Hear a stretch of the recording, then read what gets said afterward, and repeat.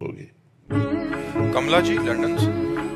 श्री हरिवंश महाराज जी, गुरुदेव भगवान आपने एकांतिक में सुनाया था महाराज जी, एक श्लोक बता रहे हैं, सदानंदम वृंदावन तथा वो वाला महाराज जी। इस मंत्र या इस श्लोक बहुत ही शक्तिशाली मंत्र है, इससे इस लोक या परलोक की जो भी चाहना हो जल्द ही पूर्ण हो जाती है। तो गुरुदेव, परलोक सुधारने के लिए राधा नाम जाप करें या ये श्लोक पाठ करते रहें, कौन बेहतर हो? जो रुचि लगे, जो रुचि, अगर मंत्र में रुचि है, बहुत पावरफुल मंत्र इसका हमने स्वयं जप किया है। इस सुधा निधि में 150वां श्लोक है।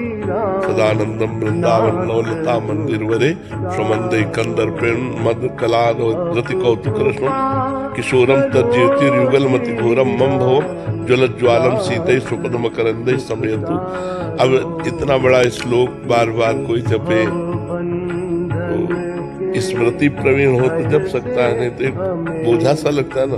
राधा राधा राधा राधा राधा सहज सरल है, पर अगर जप पावे तो कुछ समय तक इसका जप करे तो बहुत लाभ प्राप्त होता है, बहुत लाभ प्राप्त होता है, फिर एक अभ्यास बन जाता है। अब जैसे अपने लोग पहले जप किए थे, अब निज मंत्र का जप करते हैं। जो निज मंत्र गुरु जी ने दिया, अब उसका सदैव जप करें।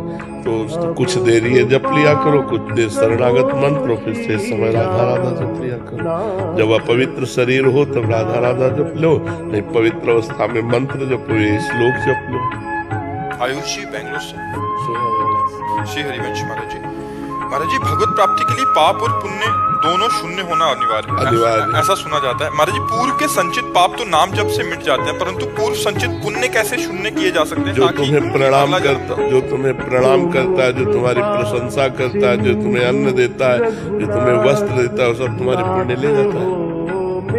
जो तुम्हारी निंदा करता है, तुम्हारा अपमान करता है, तुम्हें दुख मिलता है, तुम्हारे पाप नष्ट हो रहे हैं।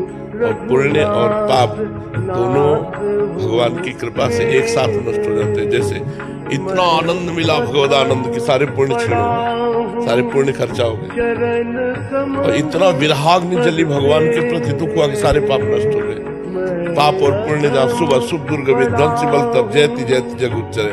शुभ पुण्य और अशुभ पाप, पाप और पुण्य जहाँ नष्ट हुए, तहाँ भगवदानंद के प्रभाव में वो अपने आप को देख पाता है। मैं भगवान का स्वरूप हूँ, मैं भगवान का तेज रूप अंश हूँ, वो अनुभव कर पाता है।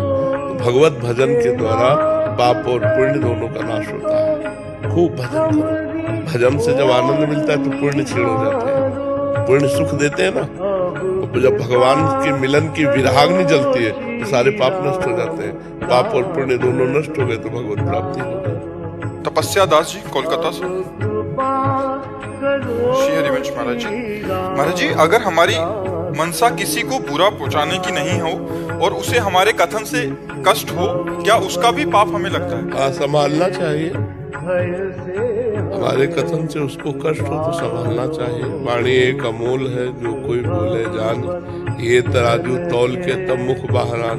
ऐसा थोड़ी कि जो मनाया बोल दिया और उसको दुख पहुंच जाए, ऐसा नहीं। वाणी एक अमोल है, जो कोई बोले जान, पहले ये तराजू तौल के तब मुख बाहर आने।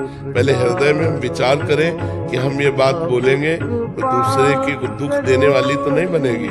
हित कर, सुख कर, शास्त्र सम्मत, उसका हित हो, उसे सुख मिले और शास्त्र सम्मत बात करना चाहिए। ऐसे मनमानी बात करने से किसी को दुख पहुंचे तो अपराध तो बनेगा ही। ऐसा थोड़ी कि हम तो नहीं चाहते दुख देना, लेकिन हम कड़वा बोले, हम शास्त्र विरुद्ध बोले तो कष्ट तो हो ही जाएगा। रेणु जी गोरखपुर से। राधे राधे महाराज जी, जीवन में हमें लगता है कि अब सब कुछ ठीक हो गया है, अब हम आश्वस्त होकर जीने लगते हैं, तभी जिंदगी हमें धोखा देती है। महाराज जी, मेरा सवाल है कि क्या हमें तो सब कुछ ठीक होने में क्या लक्ष्य रखा? रुपया लक्ष्य रखा, समस्याएं को रखा, समाज को रखा, भगवान को रखा क्या?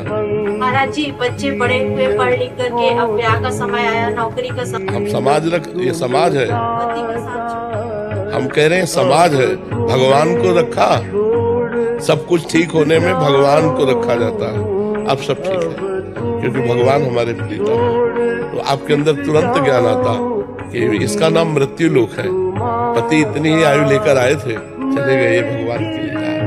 नाम जप भगवान से यदि अपनापन है तो सब कुछ ठीक है, और यदि भगवान से अपनापन नहीं तो सब ठीक होते हुए भी सब गड़बड़ है, सब गड़बड़ है। सो सब धर्म कर्म जरि जाऊ, जहाँ न राम पद पंकज भाव।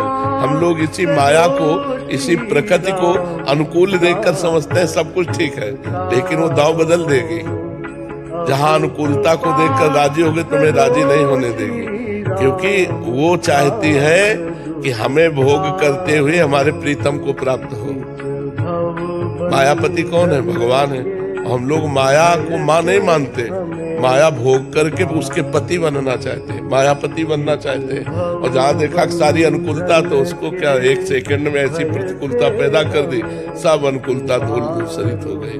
अनुकूलता का तात्पर्य भगवान के हो जाना, अनुकूलता का तात्पर्य भगवान का भजन करना। समय है आपका, जितना समय है मृत्यु लोक में उतना ही रह सकते, इसके बाद ट्रांसफर, शरीर छोड़ो और दूसरी जगह जाओ। इसका नाम पहले सोच लो क्या है, मृत्यु लोक। यहाँ मरोगे, सब मरोगे, हम मरेंगे, तुम मरोगे, सब मरेगा। अच्छा, इसका समय नहीं निश्चित हमारी जानकारी में, लेकिन भगवान के यहाँ से तो निश्चित है ना। कोई गर्भ में मर जाता है, कोई बाल्यावस्था में, कोई यौवन अवस्था में, कोई वृद्धावस्था में। पर हम सब कुछ ठीक है तभी मानेंगे जब आपका भजन हो रहा है और आपका चित्त भगवान से जुड़ा है तो सब ठीक है, और भगवान से नहीं जुड़ा है तो फिर कहा हनुमंत विपत्ति प्रभु सोई, जब तो सुमिरन भजन न हुई। अगर भगवान से चित्त नहीं जुड़ा तो वही विपत्ति है, वही क्षण, वही सबसे बड़ी हानि है, वही सबसे बड़ा दुख है।